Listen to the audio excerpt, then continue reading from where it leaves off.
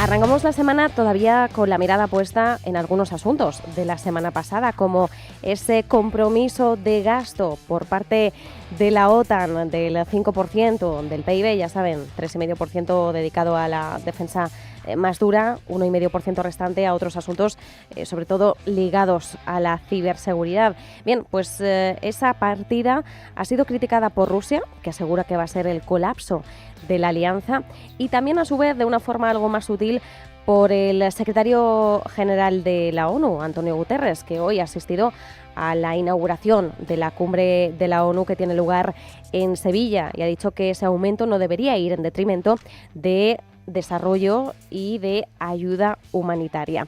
Mientras tanto, miramos hacia otras partidas. El plan fiscal de Trump, una traición a los estadounidenses. El tiempo apremia y la fecha límite marcada por el presidente es del 4 de julio para que salga adelante este acuerdo que hoy en el Senado echa chispas. Y mientras, también estamos viendo algunas negociaciones comerciales. Scott Bessent ha dicho que si no se llegan a acuerdos antes del 9 de julio, otra fecha límite, pues que se podrían volver a los aranceles recíprocos del 2 de abril. Vamos a comentar estos asuntos con Miguel Ángel Temprano, gestor independiente. Miguel Ángel, ¿qué tal? ¿Cómo estás? Hola, ¿qué tal? Muy buenas tardes. Muchas gracias, Miguel Ángel, por acompañarnos. Bueno, comenzando por el plan fiscal. Tic-tac, 4 de julio es el día fijado por Trump. Quiere quitárselo de encima antes del festivo y de la gran celebración nacional. Sin embargo, sabemos por últimos informes que es un plan fiscal que añadiría 3,3 billones a una deuda ya de por sí insostenible y además podría sacar de los servicios de atención médica a 11,8 millones de estadounidenses. Debido a esto, sobre todo a estos dos aspectos, hay divisiones internas muy profundas en el Partido Republicano. Irreconciliables, ¿podría, pese a estos dos obstáculos, salir adelante en el tiempo establecido este plan fiscal? Pues si te digo la verdad, no lo sé. Si no lo conociese y viese lo expansionista que es, te diría que seguro, porque iba a contar con el apoyo de las dos cámaras. Pero es que genera, para que esa idea, baja de un 35 a un 21% los impuestos sobre sociedades. Genera beneficios fiscales en las personas físicas en los tramos más altos de ingresos. Hay una reducción adicional sobre el IRPF y los impuestos sobre las plusvalías.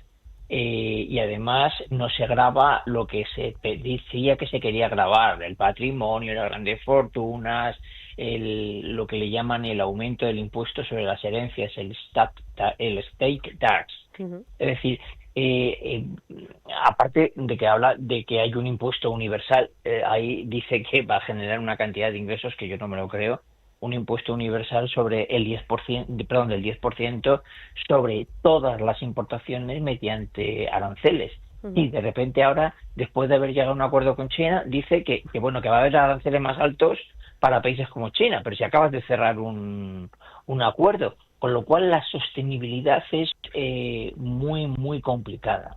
Muy complicada. Aumenta el déficit de una salvajada. Se estima que en 10 años se quedaría en más de 1,5 trillones o 1,5 billones. Es decir, no sé, me parece tal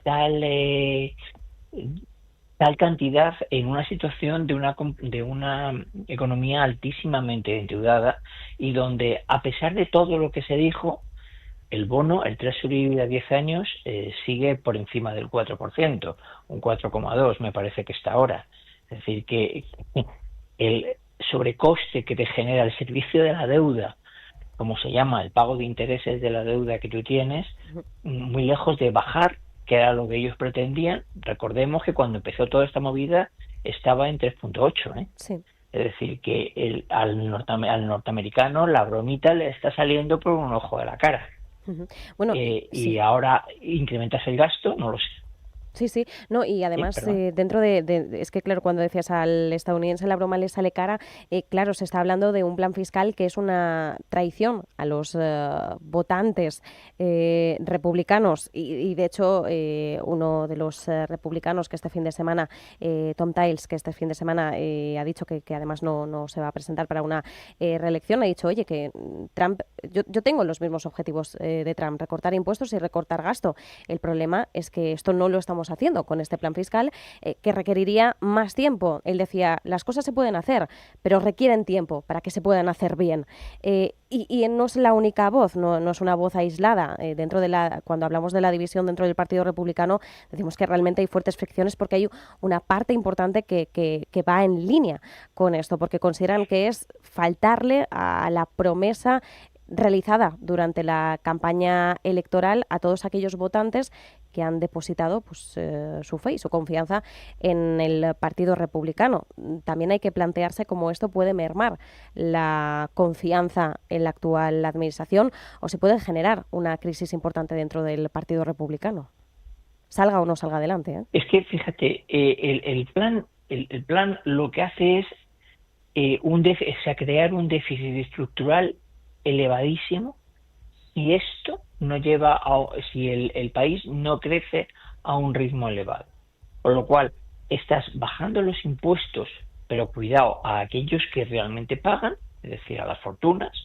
No nos olvidemos, Trump no ha ganado en mitad de Nueva York, No. Chicago, Los Ángeles, ha ganado en el Rust Belt, donde particularmente lo que hay es una pobreza endémica que se está acentuando con el tiempo, porque toda esta industria pesada ha desaparecido y no va a volver. Es decir, y la industria que quiere Trump que vuelva, si vuelve, vuelve robotizada. Es decir, lo único que pasaría es que la industria que ahora mismo se llevó a China vuelva a Estados Unidos más barata que la mano de obra china porque ahora está robotizada. No, con eso no das trabajo a la gente del Rust Belt. Uh-huh. Entonces, eso lo único que le va a pasar es que le va a agravar el déficit estructural que cree, va a agravar de alguna manera en el modo de vida norteamericano porque le vas a quitar todas las posibilidades que ahora disponían, pues el Medicare, todos los sistemas sociales, todas las ayudas al desempleo, todo lo vas a terminar eliminando.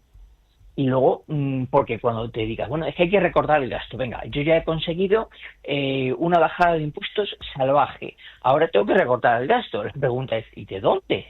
Estás en un sistema expansionista militar que te vas a incrementar, ya han dicho, ellos están en el 3 y pico por ciento, que ellos sí que van a elevar rápidamente al 5. Estamos hablando de muchísimo dinero, ¿eh? Eh, no sé, es decir, has dicho que vas a crear una serie de infraestructuras que es que no sé de dónde va a sacar el dinero.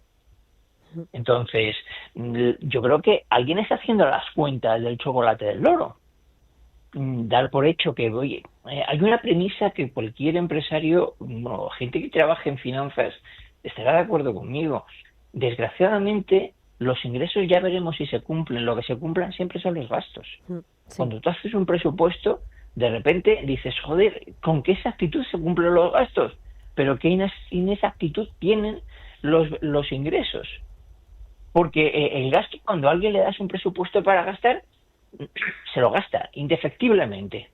Indefectiblemente. De hecho, Carter creó una cosa que se llama presupuesto en base cero, que no vale para nada porque es un fracaso, pero que lo que intentaba es que las administraciones públicas no utilizasen el presupuesto del año previo como presupuesto de base para hacerlo crecer hacia el siguiente. Y decían, no, olvidaros de lo que pasó el año pasado, crearlo desde cero. Bueno, pues la realidad es que eso fue un fracaso, pero un fracaso en todos los sitios. Y primero en Estados Unidos. Entonces, dice, bueno, pues es que la administración es un gasto importante. Sí, lo es. Pero bueno, ¿sabes a quién has quitado un servicio sanitario básico? A los veteranos. Y los veteranos que acuden al sistema sanitario básico no son ricos. Y son todos votantes republicanos. Eso sí que lo notan. Todo el sistema de ayudas a los veteranos, toda la oficina de veteranos ha desaparecido. Claro. Y claro, cuando la bofetada se la vas a dar a Trump en las elecciones de mitad de mandato, pero a través de los congresistas y senadores que se presenten, particularmente todo el Congreso y un tercio del Senado. Es decir, no es poca broma la historia, ¿eh? Entonces, yo estoy de acuerdo que sí, estás defraudando al votante, al que te votó, al que te dijo que ibas a hacer una cosa y estás haciendo otra. Pero bueno, esto, lo que está haciendo Trump es una característica bastante habitual en los políticos. Bueno, sí, no es el primer político que va a decepcionar o a no cumplir promesas electorales. Bueno, no, es que ni siquiera hace falta poner ejemplos porque los tenemos además muy cerca. Miguel Ángel, otra cuestión que quería comentar antes de irnos. Scott Bessent, el secretario del Tesoro, ha hablado. Más allá de los rumores sobre si podría ser un candidato para sustituir a Powell o no, ha dicho que los aranceles del 2 de abril, es decir, esos aranceles recíprocos anunciados catalogado como el Día de la Liberación, podrían volver en el caso de aquellos países con los que no se consiguiera llegar a un acuerdo de cara al 9 de julio. ¿Qué ocurre? Que, bueno, pues incluso en esto las cifras no nos salen. Se nos había dicho que podríamos tener no sé cuántas decenas ya de acuerdos pactados. La realidad es que sabemos que ha habido acuerdo con China, con Reino Unido, aunque nos faltan todavía detalles. No sabemos qué va a pasar con el acuerdo con la Unión Europea y otras decenas de acuerdos que, bueno, de cara al 9 de julio tienen que haberse cerrado. No sé qué credibilidad tenemos que darle ahora la posibilidad de cerrar acuerdos porque, bueno, es que yo recuerdo el 9 de julio, es la semana que viene, el miércoles de la semana que viene, para ser concretos. Firmar acuerdos comerciales es un tema hiper complicado porque no es tan sencillo. O sea, no solamente hay que negociar, hay que luego plasmarlo en un papel y firmarlo. Y esas cosas que parecen muy elementales no lo son, sobre todo porque hay millones de productos. Entonces, ellos dicen que tienen ya 210 acuerdos firmados. No me salen los países, no me salen. Entonces, no me lo creo. Y luego, la siguiente pregunta es, ¿realmente los acuerdos que a ti te interesan son fundamentalmente con China, con México y Canadá, es decir, con tus vecinos, y con la Unión Europea? Y hasta donde yo sé, solo lo has firmado con China y estás diciendo ya que le vas a cambiar los aranceles, por lo tanto se va a liar otra de tres pares de narices. No me cuadra. Es que no hay capacidad humana dentro de la administración Trump de hacer todo a la vez. Y luego adicionalmente, como que yo no sé, está el secretario de Comercio, está desaparecido en combate, quien lleva todo es el secretario del Tesoro, que es Scott Bessent. Pues no, este hombre, si esto fuese verdad, tiene una capacidad simple y llanamente de lectura fantasmagórica, porque 210 acuerdos comerciales, bueno, con la cantidad de páginas que es cada uno, no hace ninguna otra cosa, aunque se lo den ya totalmente mascullado. Yo creo que todo esto es una fanfarronería, desgraciadamente. Y la sensación que tengo es que, bueno, pues el acuerdo comercial con la Unión Europea es un acuerdo importantísimo para ellos y para nosotros. Si al final se aplican aranceles, ellos van a sufrir, pero van a sufrir además en una industria muy crítica para ellos, que es la defensa. Sí. Porque nos va a obligar a los europeos a desarrollar la nuestra, cosa que deberíamos haber hecho ya, dicho sea de paso, ¿no? Pero es que luego determinadas cosas van a crear problemas. Pongo un ejemplo. BMW tiene una fábrica en Greer, creo que es Carolina del Sur, que donde fabrica todos los modelos de la serie X. Pero es que más del 70% de la fabricación la exporta y el destino mayoritario de esa fabricación es Europa. Lo pongo simplemente como un ejemplo de alguien que la fábrica la disminuiría en una barbaridad. Porque lo que no puede hacer BMW es que sus coches que ha diseñado él en Alemania ahora tengan un cargo adicional importante porque son coches norteamericanos. Estoy poniendo un ejemplo muy banal. Sí. Que simplemente los coches de la serie X de BMW, todos los X5, X3, X1, todos esos se fabrican, todos los que compramos en los concesionarios aquí o que pueden comprar en Inglaterra o en Francia o Alemania, se fabrican en Estados Unidos. En Carolina del Sur.